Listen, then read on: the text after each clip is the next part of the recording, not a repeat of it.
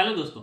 तो आज की इस वीडियो में हम डिस्कस करने जा रहे हैं non cooperation movement. Okay, Gandhi ji के अंडर 1920 में नॉन कॉपरेशन मूवमेंट लॉन्च की गई। ठीक है, ये फर्स्ट मास मूवमेंट भी हम इसे कह सकते हैं।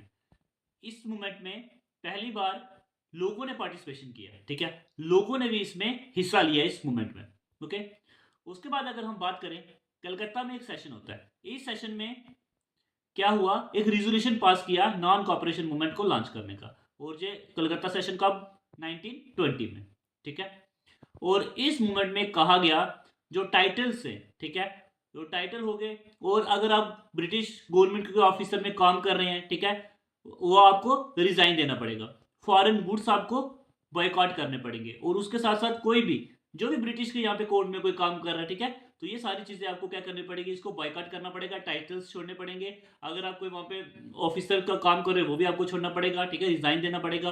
और फॉरेन की बनी हुई चीजें, ब्रिटिश की बनी हुई चीजों को भी आपने छोड़ना पड़ेगा। ठीक है, अब ये मूवमेंट स्टार्ट होती है महात्मा गांधी जब अपना टाइटल जो है केसरी हिंद को छोड़ देते हैं, है ना, रिनाउंस कर देते हैं, त्याग देते हैं अपना केसरी हिंद टाइटल को। ठीक है, ये टाइटल उन्हें 1915 में लॉर्ड हेडिंग के द्वारा दिया गया था। ठीक है, उसके बाद बहुत सारे लीडर्स और स्टूडेंट ने भी एक्टिव पार्टिसिपेट किया इस मूवमेंट में।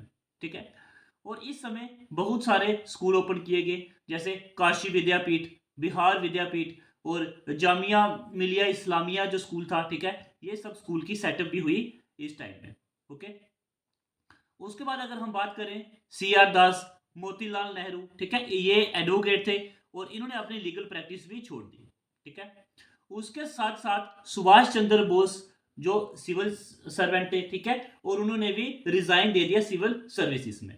ठीक है फ्रेंड्स, और उसके आगे है जो फॉरेन के क्लोथ जो थे, ब्रिटिश के बनाए हुए कपड़ों को बोनफायर कर दिया, उसको जला दिया गया लोगों के अंदर, लोगों के घरों में, और मैसेज भेजाया गया स्वदेशी का, जो भी चीजें खुद की बनी हुई हैं, ठीक है, उनको इस्तेमाल करो, अपने देश की बनी हुई चीजों को इस्तेमाल करो। ठीक है, उस समय चरखा का भी काफी फेमस हो गया। ठीक है, तो अब गवर्नमेंट क्या होगी, लोगों पे प्रेशराइज करना लोगों को शुरू कर दिया गवर्नमेंट ने। ठीक है, ब्रिटिश गवर्नमेंट ने लोगों को प्रेशराइज किया और जो भी लीडर जो थे उनको अरेस्ट करना शुरू कर दिया। नॉन कॉपरेशन मूवमेंट की सिग्निफिकेंस की बात करें, सबसे पहले जो रियल मास मूवमेंट, ये नॉन कॉपरेशन मूवमेंट जो थी, इसमें हर प्रकार के लोगों ने पार्टिसिपेट किया। ठीक है, स्टूडेंट ने इसमें पार्टिसिपेट किया, लेबर ने किया, ठीक है, जो इंडस्ट्री में काम कर रहे थे वर्कर उन्होंने इसमें पार्टिसिपेट किया, फार्मर लोगों ने इसमें पार्टिसिपेट किया। ठीक है, और उसके बाद नॉन कॉपरेशन मूवमेंट के द्वारा लोगों के अंदर देश के प्रति फीलिंग का उजागर हुई। ठीक है, अब नेशनलिज्म की जो फीलिंग जो है वो क्रिएट होना शुरू होगी। इसमें हमने हिंदू मुस्लिम की यूनिटी देखी। ठीक है, अब हिंदू मुस्लिम की यूनिटी जो थी वो काफी हाइट में पहुंच चुकी थी। इसके बाद लोगों के अंदर सैक्रिफाइस की फीलिंग जो थी, देश के प्रति फीलिंग जो थी, वो काफी जागरूक होगी। ठीक है, अब गांधी जी ने भी देखा कि लोग अब मर मिटने को तैयार हैं अपने देश के लिए। ठीक है, तो ये थी फ्रेंड्स हमारी नॉन कॉपरेशन मूवमेंट।